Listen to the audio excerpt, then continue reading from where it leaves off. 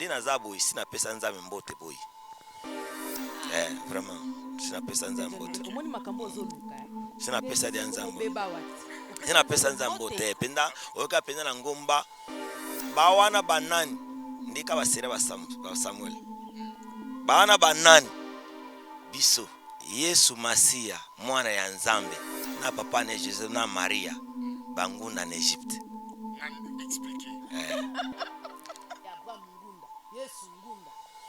Abraham, écoute, il y a ba diaspora côté zabie, ya Abraham ya mabe. Abraham na kokoza ke Sarah azaleki na ye alio azo akapartia lar. Abraham kutu biso kutu bangunda oya ba diaspora zabie, Abraham mabe koleka. Na kokoza ke sa do tolwa ke Abraham azo salela nzoto aleki na ye.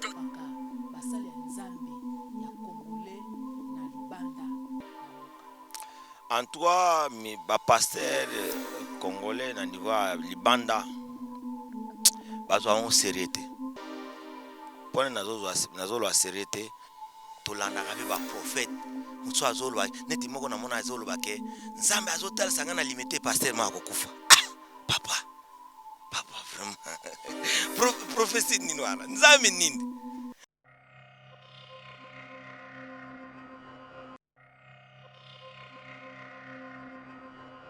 Très ravi de vous savoir nombreux pour suivre votre émission Univers Sacré, une émission de la chronique chrétienne en général et de la chronique musicale chrétienne en particulier. C'est dans cette émission que nous recevons des hommes de l'Église, nous recevons des ouvriers, des instruments, des serviteurs de Jésus-Christ pour vous édifier et aussi vous apporter quelques nouvelles, actualités de la chronique chrétienne et de la chronique musicale chrétienne. Dans cette émission, je ne serai pas seul dans la présentation, je serai encore une fois avec Mama Africa à qui je dis shalom.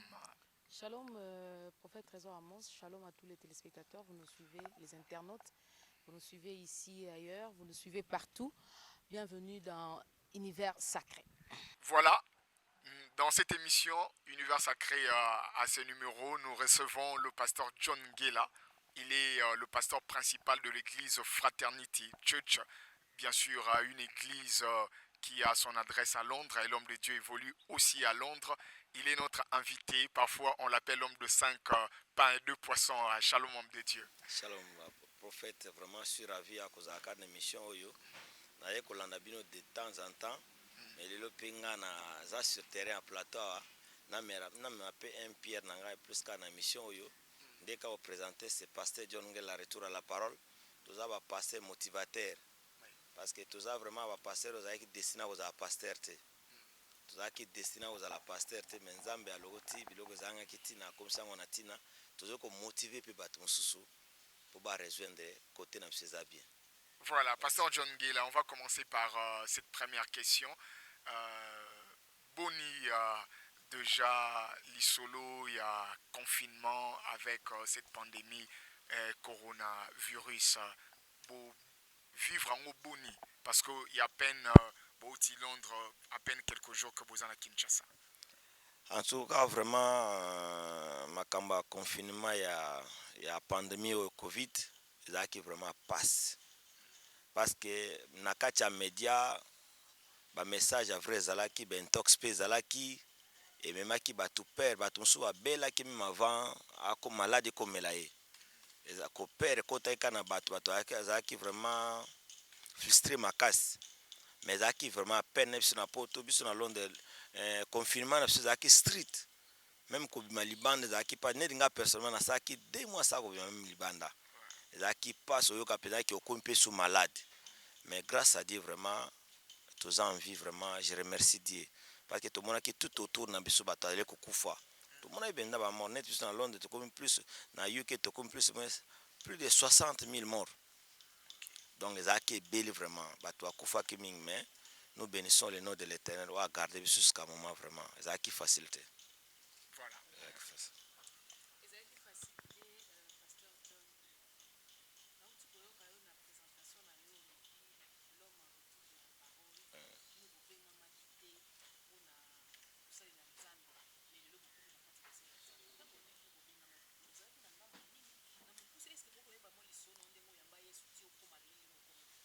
tout cas, vraiment, merci vraiment pour la question. Anna.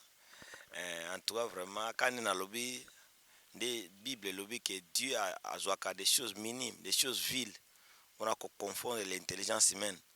Donc vraiment, naza parmi bango. Pasteur, vous avez considéré parce que si on a vu pasteur considéré, et tout ça qui na troupe tant tout ça qui na ba quartier, en tout cas, muta ko imaginer ngote. Ako imaginer ngote. Nga conversion nga salamaki na lemba. Na lemba depuis na 96. Je crois si je me rappelle na pendant mwana muke makasi. Tana bongola ki motema basero ana so yebi na lemba tuzaki na kirige da bolafo ezali ko avaye ko mabakulu na oyo. Tuzena ba bolafa do suba uti mati na terrain kama butu ta bazozonga bo loko nyo na nzela bazozwa. Kote ope gede ezalaki na bakilidi na makongo me biso to bimaki na erwana. To yaki oyamba evangile tana bongola ki motema vraiment tuzali na ekirimo na quartier na Songina. Tozobenga we kiri des empereurs. Ngana zai parmi les vice empereurs. Biso za soki o witi neti bolemba ozotuna livula ata nzela yango tozongiselo boy to bikende boy. Donc en tout cas vraiment nzambe alokotaki biso tanga na bongola ki motema tana grand frère nga ya maki yesu toza ba catholique père nga za muto a caritage na église ya Saint Benoît. Petit frère nga na landaki azali kobeta mbuna na chorale Bosawa na Saint Benoît. Donc ngape muto na gania na memi na nini to tana ke na bongoli motema na yembi yesu tozalaki na fête moko boye ekiri des empereurs basalaki po biso fête dans ces alaki osala mwa fête boye mwa volume bato amela balangwa mwa bamakambo esala no mwa makambo na yebisa inza vraiment na yambi yesu mais tikanga na sala na fête en toi vraiment Dieu m'a accordé na sala ki fête yango pe makambo elekaki après kaka fête esilamaki les 6 na bandi kosalela nzambe tana zongaki premier rôle nanga na bandi kosala na église kobeta ki ngongolo kobeta ngongi après ngongi na yo kokota na groupe d'intercession après groupe d'intercession na komo kokota na groupe évangélisation ko évangéliser après ta passer à mon ki mais tant toujours que évangéliser na zonga ta so 5 personnes tant so na zonga na liste à 4 personnes bité to tine na camper pour Christ ne na ke ko tanga na camper pour Christ comment faire un disciple qui se multiplie. Donc champ visé nanga zaki na quartier ngoma na Kisenso. Donc formateur nanga e sosola aza muta camper na kadima do apesa pena cours ne nazana na place onga nazali Antoine a préféra na ko pesa muto cher na te so na gagner amte pour mon ba pasteur ba évangéliste ba prédicateur tabaleka na cher za makamso bi makawana pour ba bisusia amte. Donc biso vraiment ngana beta kasete na am ordre suprême ce que za na pasteur moko za na frère moko na yamba yesu te. Donc bo ke no lukama ba délivrance na été aza d'abord rebelle et pas na nzambe parce que balubi you must biso na anglais balubaka you must so balubiki you must aller eza un impératif. Donc mutu ni aza sous ordre à Jésus fa to se lokwana so mutu atosaka ngo te yango bolubaka batu so baloka été à respecter na yesu te. Donc eza mingi na cadre wana na ke kokota place na après na yo koma na ko sala chorale mo Timothée na gania bango libanda na former bango pona ko na kome pe ko ken ko suma banzembo na ebe pe ko yemba te mais en forger aka na église na kome pe ko yemba ko zwa pe mo ba note batazo na zo ken pena ki bakinga san muto ala lakisanga nzembo pona o lakisa chorale Timothée na sali chorale Timothée chorale pe fandi do bano na zwa bango libanda ba musupe lelo ba koma ba responsable. Donc petit frère nanga pe wana ayeko bongola motema akomi pe kobeta sainte na église akomi pe dirige akomi pe asala pe album ne kala minka mais gloire à Dieu azana Paris déjà. Voilà. Donc vraiment parcours nanga yango wana vraiment o na monaki na musana nzambe yango wana appel na bino salami boni peut-être lelo vous êtes pasteur principal d'une église, peut-être que nous ozala na Kabuna bino organi ba amba binga bino évangéliste, mais on vous appelle pasteur ou soit Dieu vous a donné d'être pasteur. Salami boni pour lelo to zalana pasteur John Ngela appel na ministère elekindengeni. Ponga pe na mituna car na mutuna o prophète atuni mbala moko yo komi pasteur otiki ba am ndenge ni puis on se retrouver wana tozalaki na lemba mbala moko on se retrouver na Londres pasteur na Londres ko bandino ya awa yo lobi valeur ya amo yebi yango esami ndenge ni mpo koma mbala moko pasteur en toi merci vraiment révélation eza progressive Ok. relation eza progressive ndi mwana akolaka azokola azokende révélation mpe eza bongo ngai nakomi pasteur baprofesie ezali kobima ezali même temps tolomata ngoma mpo ngoma mangengi ntango tobandaki eza oyo ekomi lelo te ezali komata ngai pasteur mwasi ya pasteur na bafrère mosusu nde naza boye si napesa nzambe mbote boye vraiment si napesa nzambe mbote omoni makambo ozoluka si napesa dia nzambe obeba wati si napesa nzambe mbote penda oyoka penda na ngomba bawana banani ndika basere ba Samuel bawana banani biso nzambe apesi biso mbote tolamuki mpe boye to tomoni mposa kuta kokontinue sur etete nzambe si aza na biso wana eza babenga yango bandoto te wana eza mpenza vision nzambe afungoli miso nzambe afungoli miso donc na progression ya révélation nga liboso ndoto na nga na lota liboso o appel na nga na lota na quartier ngilima mama mombo aza abikolaka bato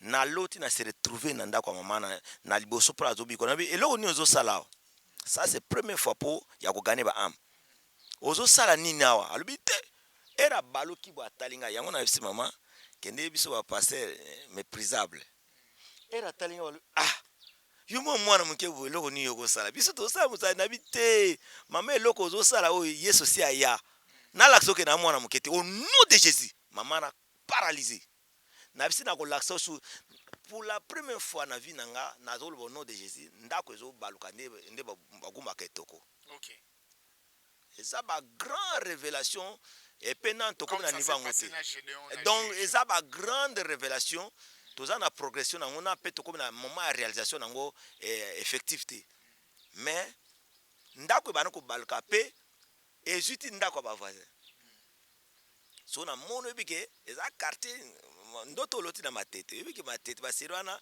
oyo tozotanga wana soki moto mosusu aza na bitumba mosusu aza na posa bitumba moto mosusu asomi bitumba so na moni moto mwa makasi azoya nani azosala boye so grand frère na yebise keba tosenga na homme de Dieu azongisa ndako na biso nde na lobi so au nom de Jésus ezonga na limite ya ndako na bango ntango na yebisa pasteur na nga alobi non il faut que na formation ya camper pour Christ nzambe abengo na grand appel ya kosomba ba ame tant toyei kokende plus en plus na ngomba mokosu na tala boye tozokende na pasteur tozobondela baba oyo bazala tamandefu oyo bazala bato ya mandefu apesanga professeur na Chiluba mais to nazo comprendre te pasteur na interprétaki alobi mwana oyo nzambe abengi na grand ministère bapostolo oyo babeta banzembe ebele bomonaka ya ba oyo toyoka mingi kuite epa na bango mpe bapropo nini naza boye naza moto abanono mais nayamba yesu na Chiluba donc nayembaka na Chiluba donc nakobondela jamais tanke naloba Chiluba donc eza eloko moko boye ya neti naturellement euti epa na nzambe donc à partir ya kuna bayebisanga ke mwana oyo nzambe apesi ministère akobatela bampa te mais eza lelo te nga mpe nabosana naye kosala mpe bon kande kotosise baklasse kokende koluka ndenge vie mais na meka façon to akokende poto bamelanga bambongo basalanga bamakambeli meme kosu nakei kotika petit sere nanga propre mpo basale démarche ya poto moto wana alobi nasepe na garçon tovimisa dossier donc tovimisi dossier tokoti na ambassade ye mpe avoyage totikali bapesi su refi baseri wana ezalaki pas mpona kokota ambassade à Londres bakoyambaka 5 personnes 5 premières personnes mais nga na telemeka libanda moto mwa monenga na kati mais yo na mona yo dia na lemba te bo ata mo prophète koboya soko za na moto ana kati koboya na boya te na kota atianga komo na biso tokota tozwa visa nde na kena poto tana kena poto na se lancer na business batuno ba yebiso na Londres toza na ba shop tosala pe ba transfert ya mbongo mais na fandana idée wana kuta makambo église ya Yesu te après quelque temps kotina cop nzambe ndeka poto ezalaka cop po musala musala nde papa ni musala. Ebandi ndenge nini po église banda? Église bandaki église bandaki po nakomaki na kina na poto nakoma vraiment kolata kolata pena elamba penda ke tokende bafeta bato tokende bafeta bato na bavalise mwana Londres penza.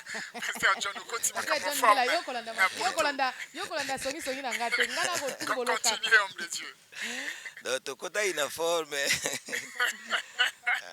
Continue homme de Dieu. Ina forme mais après quelque temps nalobi en tout après na mona pena lokuta mbe fou tozala sincère quand comment qui na Londres vie de prière kitaki. OK.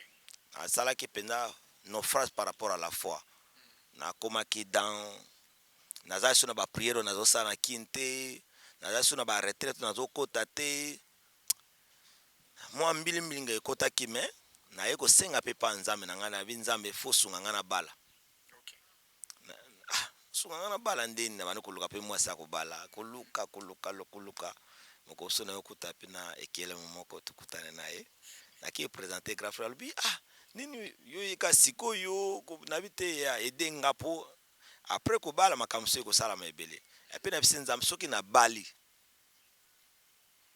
ba promesse au pesanga fo et comme démarrage ta na balaki na 2010 bala moko démarrage musana zam donc des acquis surtout sans retour te bato tout ba benga na sa père na makama kolata to changer mbala moko en évangile mbala mon évangile wana po à partir à to zaki dia to ayene lo mobo soko lobi frère soko te eloko na eza na bible te to na instaura pe na carte église nationale Londres na kisasa et pas pasteur so pasteur l'évêque sana botamina so pasteur frère tei to za na droit critiquer maté wana ce que za na bible te attends Antoine naza neti bato so bazobenga nga za impoli mais suka na yeko mona ke za ki impolitesse révolutionnaire oyo lobi eza na bible za wapi neti na pesa verset mo bato mo balwake Yesu alweke bokosala miracle koleka contexte za ki surprise mais nana lobate na bible koleka oyo ngana sala moyoka mutu mo atelemi na shera zo lwake Yesu alweke so ndimi okosala miracle koleka oyo asala nana kosala koleka Yesu asala Pasteur John, pasteur ekomi boni pour finir na question wana. Pasteur ekomaki tanga na kenaki na bandaki de ministère na bengi pasteur na pasteur ke na bani ministère. Mais na bani ko bondela na yeko kene conférence mo na Burkina Faso na mimi moko pe aza pasteur atanga na Suisse mais aza na Paris to kutana kina ya za Burkina be ayeko inviter nga na Burkina Faso tana koma na Burkina Faso na zwa ba révélation fokuna za ba tikotak révélation bamso balobitala bamso na kepe ba bamso orientenga ati moko ayo yebsanga ke nazo mona nzama zo laksanga fo zonga place au bongola ki motema bakene ko consacrer yo oza mobateli mpate. Donc ezalaki vraiment bitumba pour naza na poste pour na lingai nazwa conviction après frère moko ta nazonga na ye awa pour na consacration na kota pe l'église pour na bondela pe na ta pour na lingo sazarde te parce que soza mandaté pa na nzambe te ba ye ko tumbola yo na ko bondela yo un ambassadeur a komika na mboka moboyi aza nommé par président te obe ba atindi ete na kotela ye na kota pe ba retraite après na ko mona frère moi ye ko mela so kaya ba prophétie oya kala mon frère na ki oye ba ye ko consacrer yo tala prophétie ba lba na yo que comme pasteur Voilà. mbala moko na kele so ni gauche ni à droite ba ye ko consacrer nga de na ye ko zonga Londres musala nde to sali bo de bana to bana ministère to comme sali 6 ans 3 mariages déjà na 4 églises donc ça marche bien vraiment. Pasteur John Ngela ngana ko ko malamu mingi olobi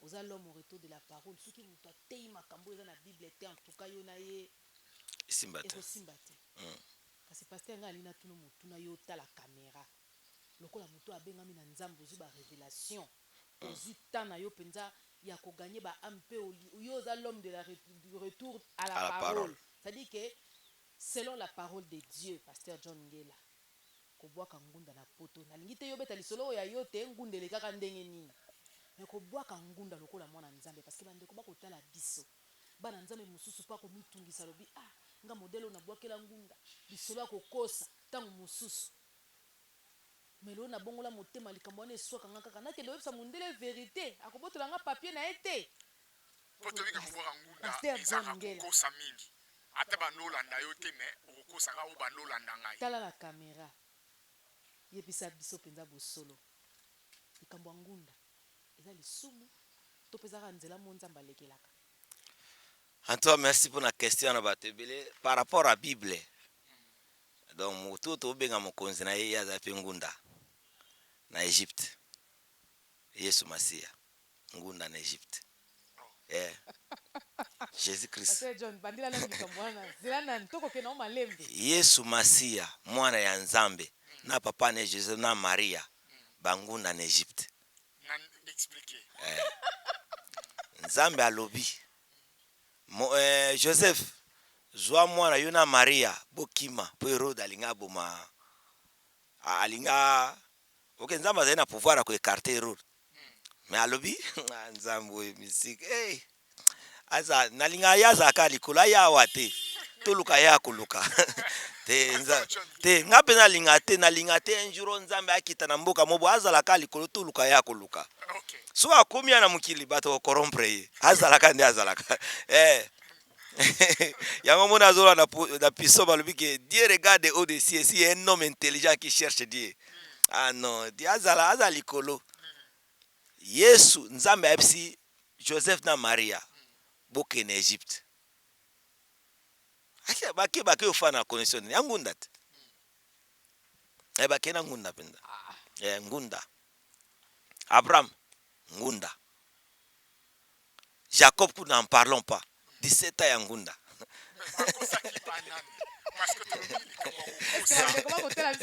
Pasteur John Ngela, likambo ya kokosa parce que bakobenga yo na ambassade. Je pense que les Carabongo bakosaka. Natuna na question. Nedi garçon mo abota na mboko asisi université asisi licence na ye mosala te nini te. So ake mboka bato. Po ba pese mosala. Soki alobi ke na epa na nga na ye kolia oyebi ke mutu aza na nzala akokima mpe mboka eso oyebi yango ye mutu aza na eloko akolia te nde bobenga bato mosusu bashege banani azwi opportunité afai na poto balobi se ke nde oza na soki olobi réseau valable te bozokisa akoloba oyo ekoyela ye. Pasteur John Ngela, olobi ya bien que mutu mosusu alobi ke oui akimi mpo na nzala mais la plupart balobaka kokima mpo na nzala te bamosusu balobaka ke oui nono bazolanda ye mpo bakanga ye nga naza exilé politique boyeboye oyebi yo moko mais ezo dépendre parce que problème ezali mutu na to aza na ka na ye différent mais vraiment soki mwana moko na congolais na epoke tozalaki pasi akimaki mboka mpona pasi obi asisaki université aza na mosala te obi azalaki abize na famille onde nazomona awa ondoki mwana ondoki akimi eso ebela kolobela mingi balobaka bongo te toyebi ligne oyo ngunda ebwakamelaka ndenge toyokaka ke wi ngunda ebwakamelaka mingi na likambo ya politike ke wi bazoluka ngai baboma nga bakanga ngai basala ngai eloko boye te majorité ezala bongo te bamosusu ebele ezala intox nga lokola mosala nzambe kaka opesa exemple ya Abraham likambo yanga bisika ezali Abraham ngunda Yesu ngunda Abraham écoute ya ba diaspora kutu eza bien ya Abraham ya mabe Abraham na kokosa ke Sara azaleki na ye alio azwaka parti alar Abraham kutu biso kutu bangunda oyo ya ba diaspora eza bien Abraham mabe koleka na kokosa ke sa donc tolobaka ya Abraham azosalela nzoto aleki na ye toloba nini Pasteur John, c'est-à-dire que eza nzela mo nzambe akoki koleka parce que so otali na mboko mpe maji anto eza Dieu le maître temps de circonstances nzambe aza moto alikolo parce que nga nazala na une servante de Dieu aza mwasi ya mosali na nzambe moko musicien chrétien a expliquer ngai ayebisi nga lobi nazoko imagine te atako toza na pasi mais nazo imagine te ke voyage oyo tozokende kosala ke makanisi eyela ngai ke nakende nabwaka ngunda mpo na okoka kokosa te bon wana ezo dépendre na ye ndenge azomonela makambo moto na to biso toza conviction eza nde moko te net conviction eza nde moko te mutu na toza na conviction nde amonelaka makambo. On a une question autrement. Pasteur John Ngela, l'homme du retour à la parole. Ngunda ezako kosa to ezako kosa te. Ngunda ezali koza situation se retrouver na vie na yo. Yango relaté. Parce que biso eza na ba droit mosusu. Oza na droit mo moyibaka te. Eso obi ke un travailleur aza na droit. Eso obi ka mwana oyo abotami na ba parents. Ba para bazoba te un parent mo boy azokuba ti na bana 7. Droit bana mibale na yebi te. Mwana na droit. Ana droit penda ke boy ke tala famille na botami bona boy. Droit na koza ngo na nation na bango, droit na koza pe droit international. Ba droit nezali mais biso tango soto yeba kango te. Mais bozo ndima kesa mabe ko kenda kaka na ligne ya koloba ke balandinga na politique, balandinga na boy faut koloba. Anto wana fo to benga moko na moko aya ko relater o ya kutana nango. Neti nga personnellement nga na za mutu a regroupement familial. Ba grand frère bazali biso to code maman nga na sambate. Okay. Nga mutu a regroupement familial. Donc mutu abwaka nguna ko ba ke ezala endeni biso ba to a regroupement familial pa boy ba vina bino baza déjà bino oyibo koti. Mais en général vraiment ba tutu ba bwaka ngunda eza ba to supi baza ba ta politique. Aza raison ko bwakela. Abraham abwakela kutu akosi pe se Sarah za lekina ye et pe ba pesi mbongo nzambe ayebimela moto ake restituer moi siranga mais Abraham abosana ko zongisa même mbongo azwaki pona moni donc botika na même ligne wana ka ya diaspora le quoi ko makambo ngona lingina tuna lokola mosali na nzambo za congolais d'origine boza moto abandundo bombe ko na yo de père et de mère balisme était bandeko ba kotala biso mais zakaka lolenge ya ko exprimer source na yo to po origine na yo. Pasteur John Ngela, église eza na Londres, fandi na Londres, oumeli makasi na Londres bambula boni so ko répondre à mon mokuse. On a sali presque moins 16 ans à Londres. 16 ans à Londres. Est-ce que ndenge nini oyo ba zwaka ba pasteur congolais na niveau ya diaspora parce que na kolobaka ateke na 16 ans no vandi kaka na Londres, otamboli ma ba mboka na ba business na yo, kati ya ndenge balobaka peut-être espace Schengen ou ekomi lelo, to pe ba espace mususu.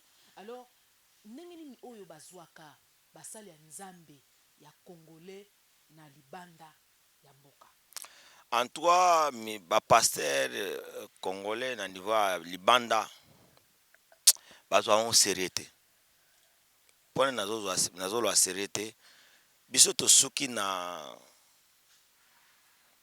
thématique neti ba figure d'estime mais to na pratique ya base ya parole moni maman nazo sabino loko ana tabande wala na biso mission na Bible Jésus Christ a été que na tiki ba chrétien il a laissé des disciples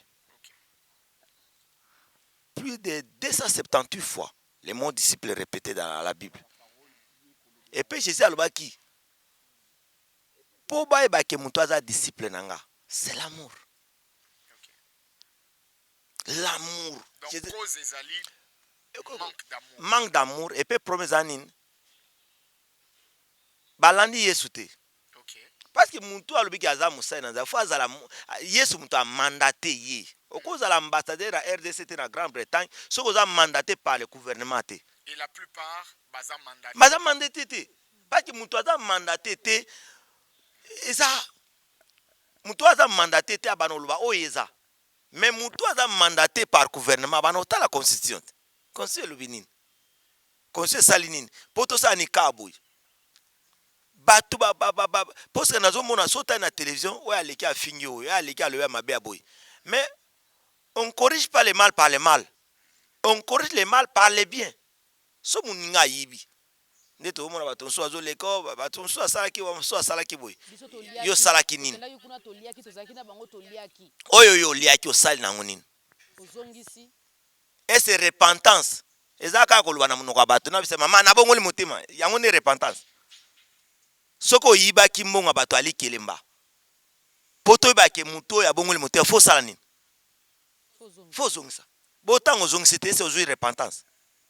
Voilà. Voilà Mutuna. On va passer à un autre point. On vous appelle l'homme du retour à la parole. Pasteur John Ngela. Vous avez déjà expliqué pona nini et puis message na yo ya retour à la parole eza message nini. Mais na kokota na question na tuni d'abord est-ce que vous en a lien moko na pasteur Mukuna? Parce que toyoka pe mingi retour à la parole yé kolobela yango. Nga vana vaje na ndako na biso papa soki pasteur Mukuna aleki na era retour à la parole soki olongoli antoa papa abimiso na ndako ta sur télévision te utika yalo bakabaka basolo do azoloba makambo ba vérité mo botam seze ko blessé mais ezo sunga. Okay. Mais révélation est progressive. Okay.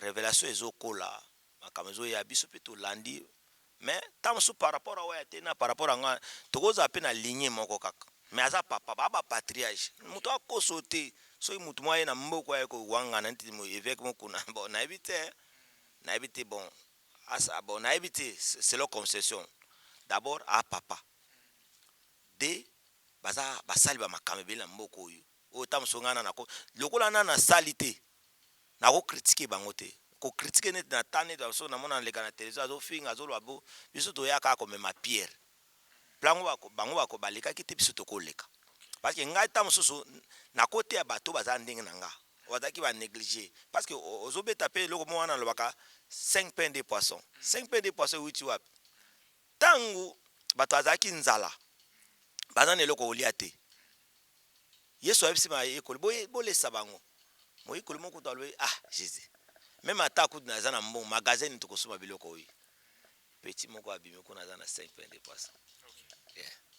Elingol banini o baza considéré na ministère te nzambe azolokota bango po balesa pe bato ozo comprendre ba apôtre bazali ba communion so boyebi ba yandro bazali mais ba petit o baza na 5 pains de poisson ko lesa peuple bazali pe. Et quelle est la particularité à message na bino na retour à parole? En toi mes et loko penanga na zo beta sete parce que Bible est carré o ba sala po bino so ba chrétien to landela. Parce que na mokana na Hébreux chapitre 4 verset 12 la parole que vous écoutez est vivante. Comme ba pesi comparaison comme épée à double tranchant parce que ba serwana épée zalaki les c'est l'outillage batale ko sala mingi mais na moment eza sumbelité parole de Dieu comme une bombe atomique place Dieu ko ya ketika dégâts mutu nyosa kutana nzambe etika dégâts et puis balobi comme épée à double tranchant jusqu'à partager l'âme et l'esprit omoni am fwe kabwana na esprit pour parole landa so ame kapasa na ame émotion zali amba remords zali am na benga oneti camion à poubelle alokotaka nyonso corps cru n'en parlons pas mais ce que kabwani et peut jusqu'à juger les pensées de nos cœurs tina penanga na beta ka c'était retour à la parole biso de la marque à Jésus un disciple accompli comme son maître oyo bato azo sala balandi nan Colossiens lobi que notre vie en Christ est cachée en Dieu. Importance ya parler du peuple zani en anglais na awa important à parler du peuple zani ba parlement ba réunir bazo voter ba loi pour mboka est-ce que mon kolo ba loi ke ba parlement ba ko réunir sokona c'est pas le peuple zani na valeur importance à moi na nzambe zani na mokilo yi yesu kat na biso. Voilà. Merci Pasteur John Gela, Mam Africa. Une dernière question et puis une dernière aussi chez moi et puis de clôturer l'émission un message au pasteur. Pour tout le monde ba question pour na zawana pour na ba question nyonso. En tout cas Pasteur John pour ces qui makasi mingi kasi le temps nous fait défaut. Nakata makambo na soto lobi eloko esali na pasi mingi kolekeza côté lobi ke sérieux zate ya mwana basali na nzambe ya mboka na biso bazali mal vu na libanda et puis obeti c'était na likamoko lobi bolingo zate parce que Yesu po bandima ke toza ba disciple ya nzambe il faut ba mona bolingo na kata ba pasteur bolingo penza ezali te siko nga lingi yo tala caméra na yo po loba o ezo matana kati na yo wana na molimo na yo wana oyo ko communiquer o etika la lokola so na mémoire ya moto to pe mosala nzambo akotala biso. En tout cas vraiment message na lancé na bana na nzambe po to landaka parce que internet makanyo bato asala ka bato alandaka ngo za ba diaspora muto akosote internet to landaka pe ba prophète mutu azoloba neti moko na mona azoloba ke nzambe azotala sangana limité pasteur ma kokufa. Papa vraiment prophétie nini wana nzambe nini mais po nzambe atanga koma pasteur akokufa azobanga ye ese nzambe tanga lobi ke Esaïe akokufa Ezekiel akokufa eske nzambe abanga ye prophétie nini mutu akopesa kyalwa ke mikolo ba passer minene bakokufa mais po ni atanga akombala moko te do ben tox eleke mingi ngana nina pesa bana nzambe mboka oyo toza Kinshasa Congo et puis na selon ba analyse personnelle bete ke za Bible eza paradis terrestre mboka oyo biso Congo eza ba mboka bebele ko envoyer biso mais loko ezo sala défaut biso ni toza conscience na oyo toza na ngote yango moneke oyo aleki aketrike oyo ake alobi boyi biso mo to mema Pierre ne J3 ebisaki Moïse to sala chef de 10 chef de 50 chef de 30 les hommes acquis au rang de bons témoignages on eza administration oyo Moïse oyo J3 tiana mukili chef de 10 chef de 50 chef de 100 des hommes acquis au rang de bons témoignages. Ce qui te place batwana o bazana rang o bazana bon témoignage boko mona Congo ezaka ka moi limite mo epela esili moko tozana ba potentialité beleka na mboko mundenge ya sika manga senda sika mais biso nyo ba kolomboka tozoli yango te donc problème ali problème à conscience tozong sa conscience totika rivalité inutile totika ba rancune inutile to bannir tribalisme to bannir by effort personnel et bele bazaka na biso awa ba église wana nsima na bango ko exister soute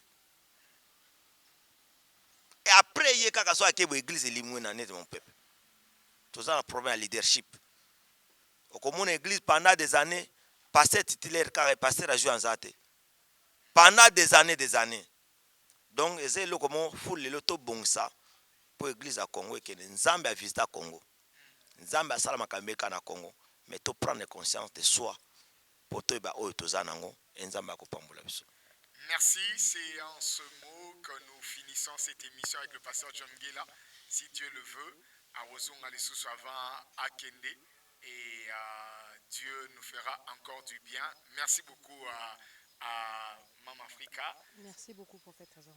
Merci au pasteur John Ngela. Merci. Et nous profitons aussi pour saluer votre femme, les enfants et toute l'église Fraternity Church à Londres. On va finir cette émission avec cette chanson de Papa Jimmy Kibangu et les consacrés à l'Éternel. Que le Seigneur vous bénisse. On se retrouve la fois prochaine. Merci.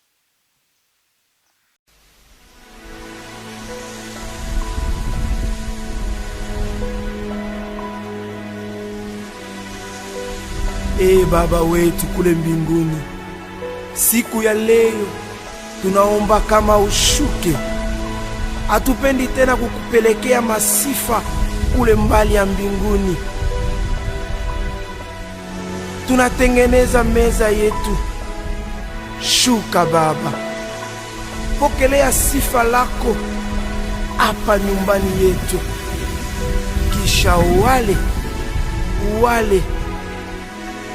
katika roho lako mtakatifu, utujaze na utubariki.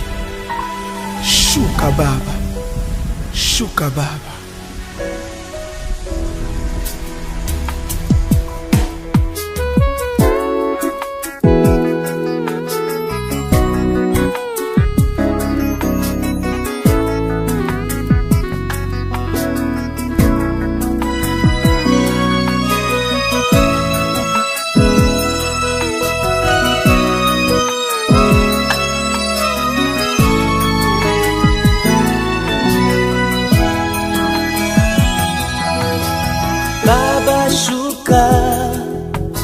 Tawale hapa, Roho wako wa furaha atujaze.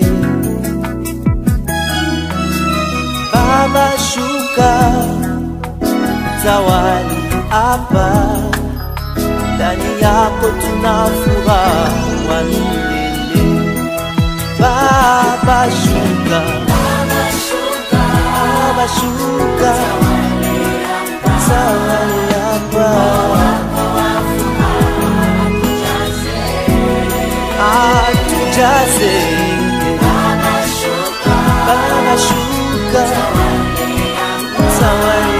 Baba. Baba shuka, Baba shuka, utawale wale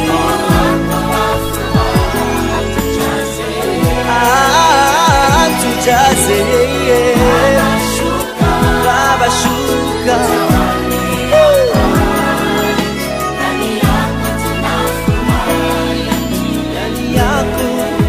ndani yako Baba,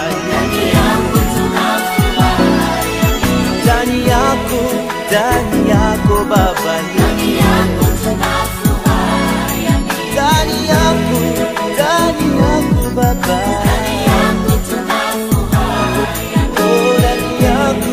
ndani yako Baba. Baba shuka, utawale wako tujaze. Baba shuka, Baba utawale